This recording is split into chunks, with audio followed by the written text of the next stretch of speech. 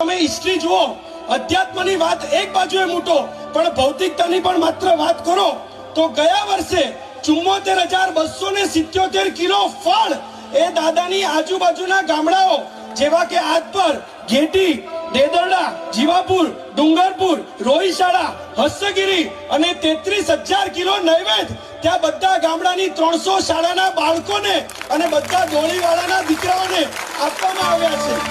દાદાના દરબારમાંથી 17,000 જેટલા લીલા નાળિયેરો જે આવ્યા એ તળાજા અને વલભીપુરના હોસ્પિટલના દર્દીઓને મોકલવામાં આવ્યા। 1.25 લાખ સૂકા શ્રીફળો આવ્યા, એના બધા તણખલાઓ એ બધા પાંજરાપોળની અંદર ગયા। એનું તેલ, એનું ખોપરું એ પાણા ભુવનમાં શેકાય અને એનું તેલ દાદાના દીવાની અંદર જાય, પેલા ગરીબના માથાની અંદર જાય અને ત્યાં આજુબાજુના દર્દીઓને મોકલવામાં આવે। એનું કારણ મારો ઋષભ એ વેચવામાં નહીં, જગતને વેચવામાં માને છે।